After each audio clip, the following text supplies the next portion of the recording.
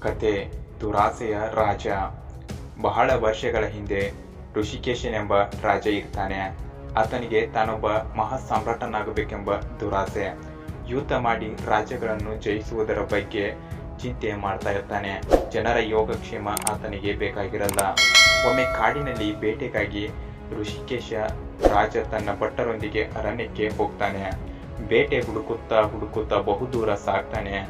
ಒಂದು ಪ್ರಾಣಿಯೂ ಕೂಡ ಆತನಿಗೆ ಕಾಣಿಸುವುದಿಲ್ಲ. ಮಧ್ಯಾಹ್ನವಾಗತ್ತೆ, ರಾತ್ರಿಯಾಗತ್ತೆ. ಬಹಳ ದೂರವೇ ಹೋಗಿದ್ದ ಮಹಾರಾಜ ತನ್ನ ಭಟ್ಟರಿಂದ ತಪ್ಪಿಸ್ಕೊಂಡ್ ಬಿಡ್ತಾನೆ. ಹಸಿವೆ ಜೊತೆಗೆ ಬಾಯಾರಿಕೆ, ದಾಹ ಹೆಚ್ಚಾಗತ್ತೆ. ಆಚೀಚೆ ನೋಡುತ್ತಿದ್ದಂತೆ ಒಂದು ಗುಡಿಸಲು ಕಾಣಿಸುತ್ತೆ.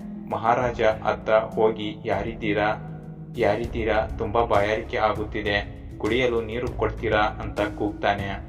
ಆಗ ಗುಡಿಸಲಿನಿಂದ ಮುನಿಯೊಬ್ಬರು ಬಂದು, ಬನ್ನಿ ಪ್ರಭುಗಳೇ, ಒಳಗೆ ಬನ್ನಿ ಎಂದು ವಿನಂತಿಸ್ತಾರೆ. ಚಾಪೆ ಹಾಸಿ ಮಹಾರಾಜರನ್ನ ಕುಳಿತುಕೊಳ್ಳುವಂತೆ ಹೇಳ್ತಾರೆ. ದಣಿದಿದ್ದ ಮಹಾರಾಜ ಕುಳಿತು ವಿಶ್ರಾಂತಿ ಪಡೆಯತೊಡಗುತ್ತಾರೆ. ಮುನಿಯ ರಾಜನಿಗೆ ಕುಡಿಯಲು ನೀರು ಕೊಟ್ಟು ನೀರು ಕುಡಿದ ಮಹಾರಾಜರಿಗೆ ಆಯಾಸವೆಲ್ಲ ಪರಿಹಾರವಾಗುತ್ತೆ. ನಂತರ ಆ ಮುನಿ ಬಾಳೆ ಎಲೆಯಲ್ಲಿ ಚಿನ್ನದ ನಾಣ್ಯಗಳನ್ನು ತಂದು ರಾಜನಿಗೆ ಕೊಟ್ಟು, ತಿನ್ನಿರಿ ಮಹಾರಾಜರೇ, ತುಂಬಾ ಹಸಿವಾಗುತ್ತಿದೆಯಲ್ಲವೇ ಎಂದು ಕೇಳಿಕೊಳ್ತಾನೆ. ಮುನಿಯು ಮಾತು ಕೇಳಿ ಮಹಾರಾಜನಿಗೆ ಅಸಾಧ್ಯ ಕೋಪ ಬರುತ್ತೆ. ಏನಿದು ಪರಿಹಾಸ ಮುನಿವರ್ಯ, ಚಿನ್ನದ ನಾಣ್ಯಗಳನ್ನು ತಿನ್ನುವುದುಂಟೆ ಎಂದು ಗರ್ಜಿಸುತ್ತಾರೆ. ಶಾಂತರಾಗಿ ಚಕ್ರವರ್ತಿಗಳೇ, ಇದಕ್ಕೂ ಕಾರಣ ಉಂಟು ಎಂದು ಮುನಿ ಹೇಳ್ತಾರೆ. ಏನದು ಎಂದು ಮಹಾರಾಜ ದರ್ಪದಿಂದ ಕೇಳ್ತಾರೆ.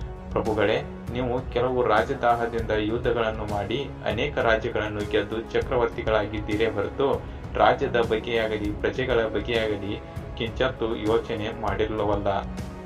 ರಾಜ್ಯದಲ್ಲಿ ಮಳೆಯಿಲ್ಲದೆ ಬರಗಾಲದಿಂದ ಜನರು, ಪಕ್ಷಿ, ಪ್ರಾಣಿಗಳು ಬಳಲಿ ಹೋಗಿವೆ. ಹೀಗಿರುವಾಗ ನೀವು ಮೋಜಿಗಾಗಿ ಬೇಟೆಗೆ ಬಂದಿರುವಿರಲ್ಲ, ಇದು ನ್ಯಾಯವೇ?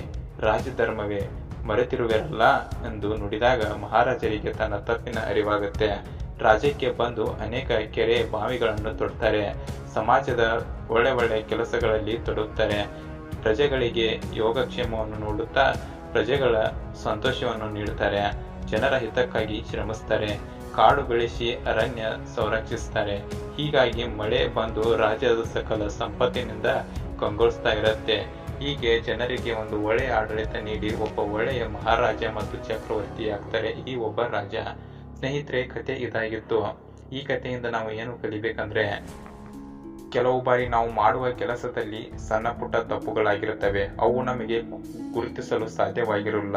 ಇನ್ನೊಬ್ಬರು ಅವುಗಳನ್ನು ಗುರುತಿಸಿ ನಮಗೆ ತೋರಿಸಿದಾಗ ನಾವು ಅವುಗಳನ್ನು ಸರಿಪಡಿಸಿಕೊಂಡು ಹೋಗಬೇಕು ಎಂಬುದೇ ಈ ಒಂದು ಕಥೆಯ ಆಶಯವಾಗಿದೆ. ಕತೆ ಇಷ್ಟ ಆದರೆ ಲೈಕ್ನ ಮಾಡಿ. ಇನ್ನೂ ಇಂಥ ಹೆಚ್ಚಿನ ಕಥೆಗಳಿಗಾಗಿ ನಮ್ಮ ಚಾನಲ್ನ ಫಾಲೋ ಮಾಡಿ ಮತ್ತು ಸಬ್ಸ್ಕ್ರೈಬ್ ಮಾಡಿ. ಮತ್ತೆ ಮುಂದಿನ ಕಥೆಯಲ್ಲಿ ಸಿಗೋಣ. ಧನ್ಯವಾದ.